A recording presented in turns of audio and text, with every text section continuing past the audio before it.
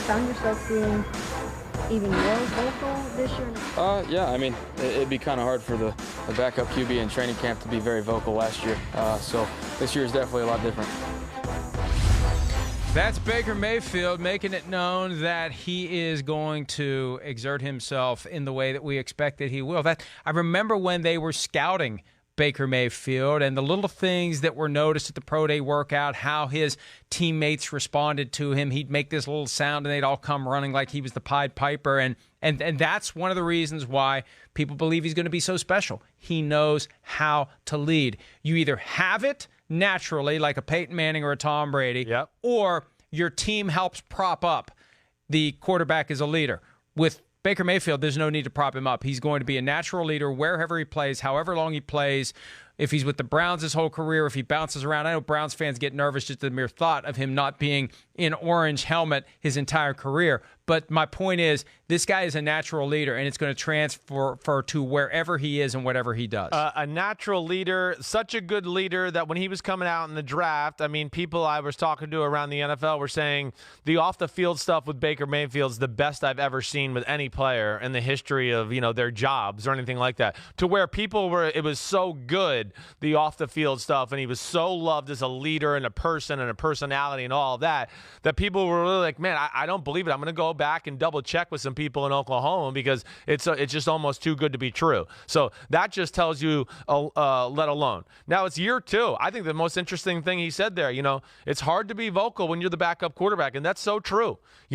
There he was last year, first pick of the draft, but still he was sitting behind Tyrod Taylor, and you want to be respectful of the guy who's in front of you. It's his team at that point. He's the main guy on the offense, so he has to be the voice that talks to the team and the offensive line and all of that. But, once he got his chance to play, I saw on Pro Football Talk yesterday some of the crap he was talking to the Jets with, I don't even know who you are and things like that. He gets to open his mouth, show his personality, and he's endeared himself to his teammates, and now you can tell they love him. Yeah, and I it's one of the reasons to be very excited about this Browns team, and it's a tough balance because on one hand the expectations are too high. On the other hand, you start looking at what Mayfield did last year, what he has with him, the arrival of Odell Beckham Jr., the emergence of Nick Chubb, the apparent decision to focus on Chubb until Kareem Hunt returns from suspension, assuming he checks every box and does everything he needs to do and can still play like he did a couple of years ago. The defense getting better and better with Myles Garrett coming into his own. Denzel Ward was great last year in his first season. There's a lot of reason to be optimistic. And the thing is, and look at all the close games. When the Browns were bad, and Hugh Jackson actually uses this as a selling point to what a great job he did as a coach, that even when they were horrible from a win-loss record standpoint, he still kept games close. I look at it and say, look, a good coach can make the difference in a close game and get you more wins than 1 in 2016 and 0 in 2017. But I think a quarterback who's a natural leader can have that same impact. Yes. That so many of these games are going to be close. That if you have a quarterback who can get out there in the huddle with the ball in his hand, the offense going down the field with a field goal to tie, a touchdown to win with 2 minutes left, what he can do to elevate the rest of his teammates, that's the thing that can make a difference between winning and losing a game. And that's why this debate rages, and we talked about it earlier, Chris. Quarterback wins. Is it a stat? Is it not a stat? Do we put too much in it? Do we not? I just know this. A great leader can elevate the guys around him and make the difference between a win and a loss in certain circumstances. Yeah, in certain circumstances. That's it. I mean, again, I don't care how great you are. If you're on the Arizona Cardinals and you got to play the New England Patriots, man, it's going to be tough sledding. Your leadership can be through the roof and all that, and I don't give a damn. You're going to have a hard time winning that game. But where great quarterbacks really come into play to play off of what you're saying, Mike, and your point is, those games where it's even.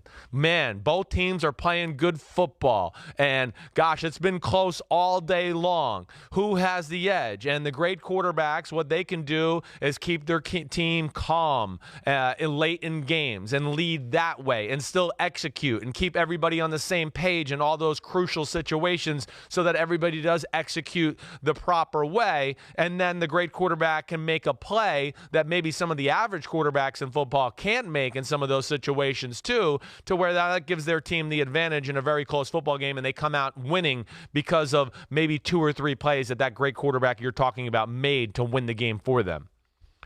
Yeah, and I agree with everything you have said, and that is why that debate is never going away, whether or not a win counts as a statistic for a quarterback.